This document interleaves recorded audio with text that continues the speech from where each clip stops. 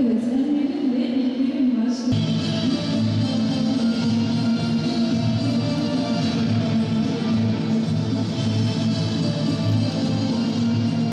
Bugün Şahin Bey yapılamaz denilen birçok şeyi yaptı.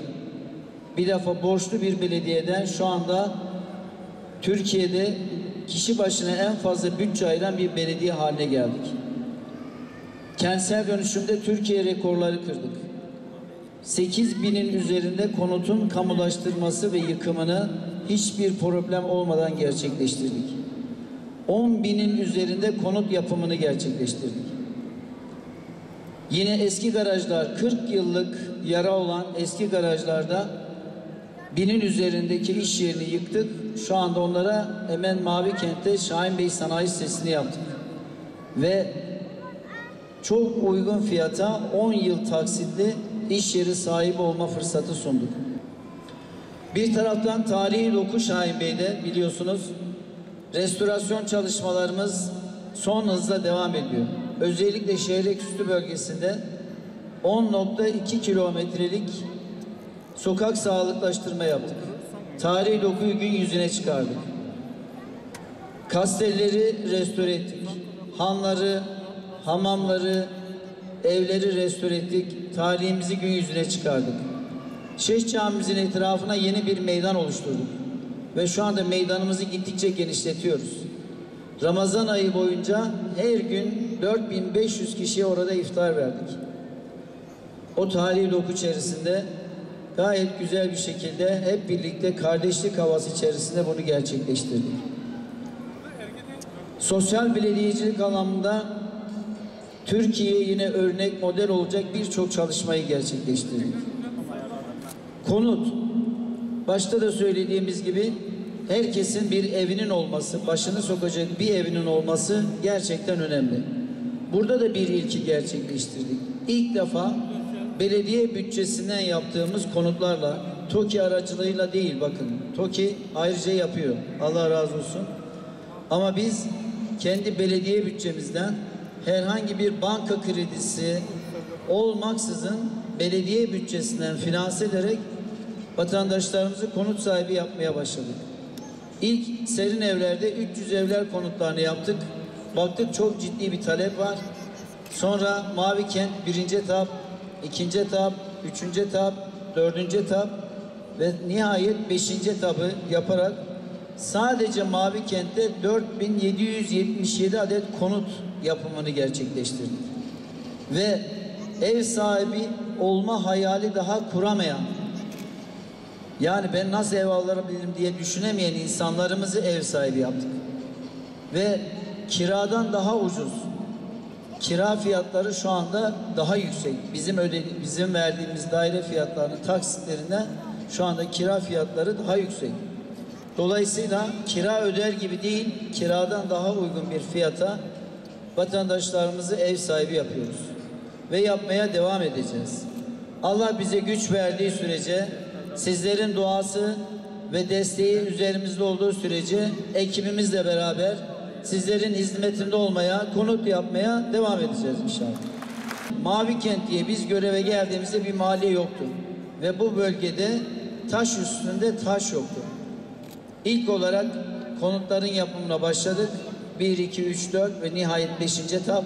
Şu anda Şahin Bey Sanayi Sitemiz faaliyette. Gaziler ve şehit aileleri için yapılan 650 konut şu anda bitti sayılır. Onlar da muhtemelen bu ay sonunda taşınacaklar. Yine özel sektör şu anda oraya konut yapımına başladı. Muhtemelen bu yıl sonu itibariyle 5500 adet konut Mavi Kent'te faaliyette olacak. Bu ne demek? Yani her evde anne baba 3 çocuk hesaplasak sadece 25.000'in üzerinde veya 5.500 olursa 27.500 kişi sadece Mavi Kent'te oturuyor olacak. Bu ne anlama geliyor? Birçok ilçeden daha büyük bir mahalle. Yani Yavuzeli'nden büyük, Oğuzeli'nden büyük, Araban'dan büyük, Karkamış'tan büyük, Nurdoğan'dan büyük. Bir Nizip kalıyor geriye, bir de İslahiye.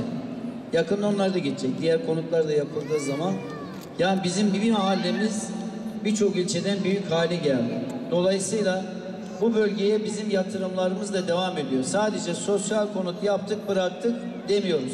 Ağız tadıyla okuyoruz. İçinde de bize dua edin. Dua edin ki bunları yapmaya devam edelim. 15 Temmuz yaptılar. Allah razı olsun milletimizin iradesiyle Cumhurbaşkanımızın önderliğinde darbecileri darbe yaparak onları da durdurdu. Kağıt basıyor, o kağıtla petrol alıyor, mal alıyor, her şeyi. Halbuki dünya, biz dolar kullanmayacağız, dolardan vazgeçiyoruz dediği gün Amerika çökmüştür. Ama hürriyetsiz yaşayamayız. Amerikan boyunduruğuna giremeyiz. Avrupa'nın, Rusya'nın, başka ülkenin boyunduruğu altına giremeyiz. Şahin Bey Belediye'miz bunun gibi bu alanda çok başarılı bir belediyemiz ve şimdiye kadarki yaptığı çok önemli projelerde de bunu gösterdi bizlere. Şimdi ağzı mühürünü açacağız. Sırayla ismi okuyacağız. O ismin karşılığına gelen daireyi buradan çekeceğiz. Usulümüz bu şekilde olacak. Evet, ağzını açalım isterseniz. Mühürü açalım. İsimle ilk isim Neslihan Bozgeyik. Evet. Şu anda ekrana da yansıdı. Neslihan Bozgeyik dairesini Sayın Vekilim çekti.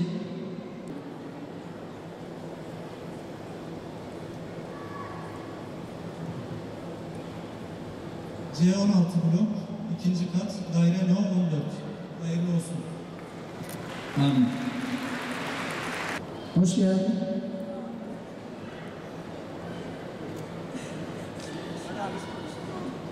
Çok heyecanlıyım. Şu an hiç konuşamam. Çok teşekkür ederiz. Şu an çok heyecanlıyız. Sana çok teşekkür ederiz. Kim çeksin daireyi? Buyurun.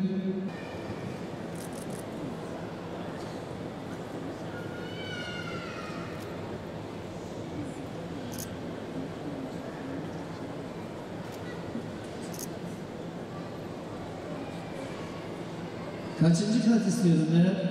3, 4, 5 olsun. E8 blok 5. kat daire 20. Hayırlı olsun. Sen 3 diyordun 5 çıktı artık. Daire 20 5. kat E8 blok. Hayırlı olsun. Gönül abla heyecanla koşarak geliyor. Aman sakin gel. Düşme fazla. Birden tam zamanında oldu. Çok çok sağ olun. Allah razı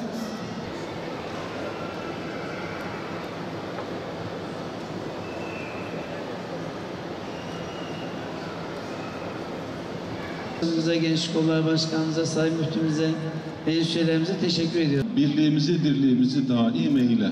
Ya Rabbi şu kurayı milletimize, halkımıza hayırlı eyle.